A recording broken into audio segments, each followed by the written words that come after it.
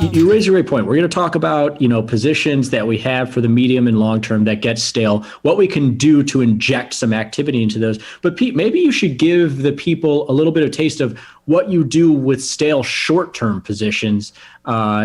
Say sterling rallies, the British pound rallies, half a percentage point, a big move higher in British pound futures. You go in there and you sell one, and the market just sits there for 30 minutes or an hour or a couple hours. What are you likely to do in terms of that stale position? Good question. So trading the extremes become a function of time, because statistically, and we've talked about this around events, if the market doesn't pay you, so to speak, a short-term scalp like that, a statistical scalp outside the normal daily range, and maybe I'm oversimplifying it, but no, I'm not the only one who's trading that extreme. So a lot of other people are, and we're sitting, remember, because there's a seller for every buyer. If the shorts don't pay, at some point, whether it be when they get stale we've talked about this, when they get stale or they aren't reflexive in terms of movement, either for or against you, you will tend to I tend to manage them. It doesn't become a strategic trade because it hasn't paid me. Now, I may sell sterling, and we've talked about this before. I may sell sterling just because it's had an outside day, and I think I am going to give it, I'm looking for movement out of it, and I'm going to use that movement to manage it. In other words, I may sit with this for 2 days. Sure. It may pay me in 30 minutes, but I'm going to sit with this for 2 days. But usually that decision is made in the strategy phase before you've actually put the trade on. No, you nailed it. Like, that's exactly what I was hoping you would speak to. Is in the short term, hedging is closing. Like that's about it. Like if something rallies 100 points, I sell into that rally. It sits there for an hour, 2 hours. And like Pete said, if something's got an outsized move to one direction, most people are probably against that direction. At some point, I'm just going to get out of that position so that I don't have to carry this to the close. And now all of the shorts are trying to get out near the close, or whatever dynamics you want to assign to it. But the idea is just like a short-term trade. We talk about this all the time. If we don't get out for the loss or the profit relative to our mechanics, then by the close, we're probably just getting out of that stale position. But I want to talk about stale long-term positions, because these also exist. And these sometimes are some of our most profitable trades. You've got a 2-year yield, Pete. We talk about this all the time. People are sick of us talking about it, most likely, but it's because you look at this chart and it's such a freaking intriguing trade here for something that's not going to happen today. Like, right. It's just not going to go from 0% to 1.5% or 2% today. It's going to take weeks and potentially months and even years to get off the ground here. Because you look at this, 2 things strike me right off the bat when I was putting together this slide. One is, holy crap, we're actually lower than where we were in 2010 until 2015. When I was I started trading rates in 2015, and everybody at the board of trade is like, gosh, when are they going to raise these things? The Fed has been talking about it for years. We're so low. We're at 0 here. The 2-year was actually higher than where we're at currently. So one, I still continue to be baffled by how low these rates are and how big of an extreme this is. But the other thing is, this is, if you're holding out for 1.5 or 2%, which I have no problem with at this point, that would be $10, $15, or $20 in the S2Y futures. It could take years at this point. Those are the 2 things to me, is like how extreme this is and how long it could possibly take, even though probability is on the long side here for sure. The mean is definitely at 1 or 1.5%. The high is at 3%, right, even just 2 or 3 years ago. But it could take some time, right? Absolutely. I mean, you look at, between, the bulk of 2012 and 2015 to 16, that's a long time. That's 2.5 years. I've seen guys, especially with rates, and then you see the movement, and it happens relatively quickly. Sure. Not usually what we saw up to 3% back down to 0. We don't often see, and we know that was kind of driven by, I don't want to say a once in a lifetime thing because we don't know what the next thing will be. But, you know, I think if you take that as a baseline and divide that 2.5 years by, let's just divide by half, a year and a half, we still have another 9 months of possibly zero rates. Sure. So, or, you know, and I call this zero rates, 20 basis points zero, whatever. It's within the bound. I think both you and I believe for a number of reasons we're not going to trade below the zero bound. But remember, these futures are built to support that. So it doesn't mean they can't. It's not like I got a phone call from somebody when crude oil traded down to 60 cents before it went to down $41 and said, hey, the most I can lose on this trade is 60 cents, right? And I'm like, no, there's no bounding of a market. So we're aware of that, but this is probably, again, maybe we do talk about too much, but for you and I, is looking for strategic pieces to go around all this more active trading. This is a very attractive piece, but patience is, you know, it's hard to keep those pieces in and I think you've done this too. You open up your statement or you open up your platform. It's like, I'm sick of looking at these. They're not doing what I wanted to do. I'm not earning any money on them, but I just don't like looking at them every day. And it can be as simple as that frustration.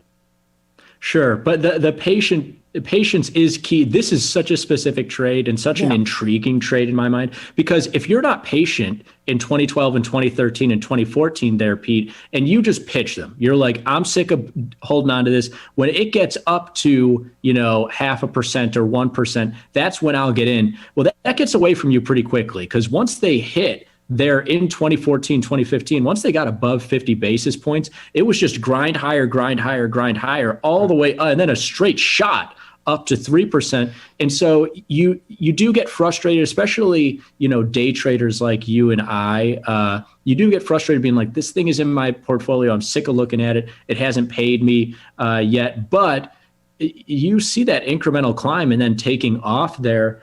You got to have some patience, but you don't only have to have patience with these positions that are seemingly stale, Pete.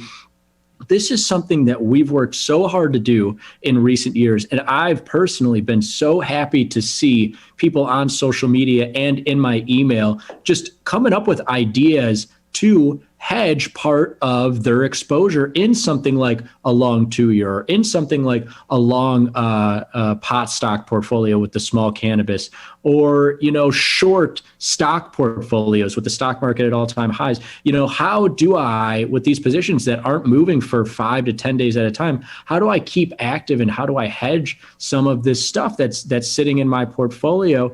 And I always say, like, People usually want their first go at trading or anything is like, just tell me exactly what to do and I'll do it, and that's it.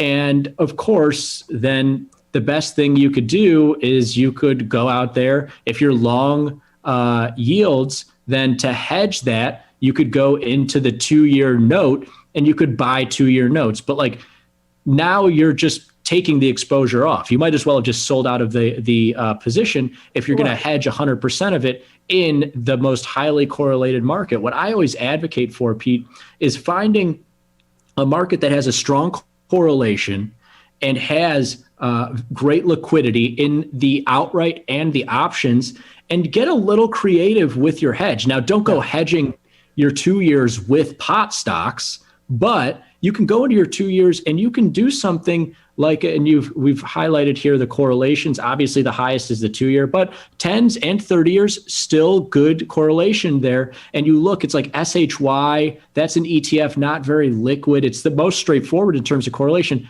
not very liquid. TLT, okay, per one contract, it's about 5 shares or 5 deltas of TLT. Right. That's a very liquid market, a market a lot of people have traded. That's somewhere I can get creative, right, Pete? Absolutely. So, you know what, you're creating, really, you know, you could argue, well, I'm using a 30-year against the 2-year. I'm creating some sort of yield curve spread. I don't look at it that way. I look at the positive correlation. I look at the premium component as cost basis reduction. Sure, there's a little bit of disconnect if the yield curve shifts. Well, there's a lot. Every pair trade that's not perfectly correlated. There's a little bit of, I mean, that's why they're not positively correlated. That's what we want. We want some elasticity. Sure. Here is a classic example, though, where you want to take advantage of, as we can see here, a pretty solid correlation going back through almost a year. I'm sorry, through 6 months.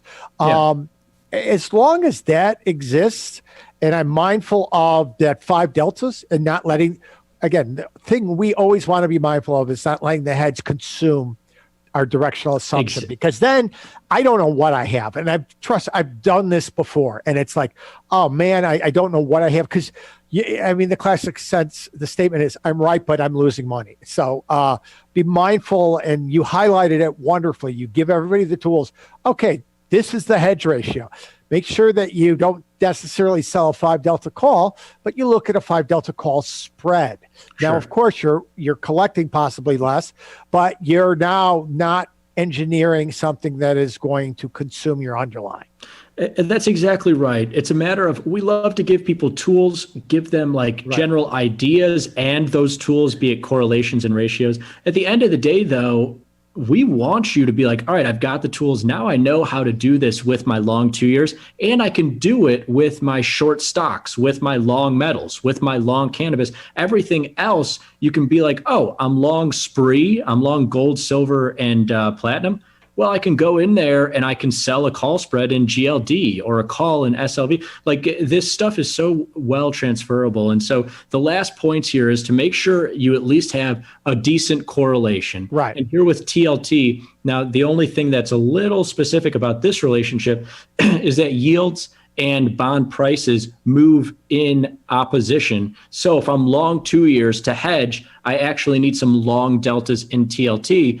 Now, knowing the correlation, add some decent premium in there. And last thing, like Pete said, make sure you don't over hedge here. The last thing you want is to be long yields. The position's a little stale. I know I want yields to move higher, though. I over hedge in TLT trying to get active. Right. Yields move higher, and I'm just getting killed on the downside in bond prices. And so what I would say is, for every 2-year contract, via the math that you see here that goes out to our community members, community.thesmallexchange.com, if you want to be one of those members, they get all these statistics. What this is telling you is about 5 deltas in TLT per S2Y contract. So if I'm long one S2I, I probably only want to look at a 1, 2, or 3 delta put spread in TLT, or 1, 2, or 3 shares in TLT long. Now, if I'm long 10 S2Ys, it's a small contract, so I don't think that's crazy to be long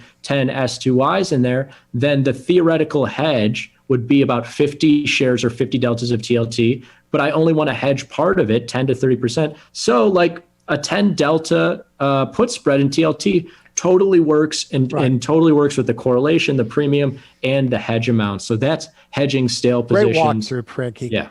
Very, very good walkthrough on how do we keep engaged with strategic positions. I mean, it's so easy to say at the start of it, I'm going to wait for these 2 years. And I've heard this so many times. I'm going to wait for this to be right. And you know what? I think, well, that's easy to say. It's a little bit more challenging to do, and to have the tools to actually help you maintain that exposure is really powerful. So great walkthrough, very concise, very easy to implement, and you're giving us the tools every week. Couldn't ask for a better solution. Well awesome. Done. Thanks so much. Good looking Thanks so much, man. Thank you. That is it for Johnny Cash signing off here on Small Stakes Wednesday afternoon. We're having a ball. We're about to jump into the trading platform and get some futures trades going. Splash into Futures is coming up next. Be sure to hang around for that. Thanks, everybody.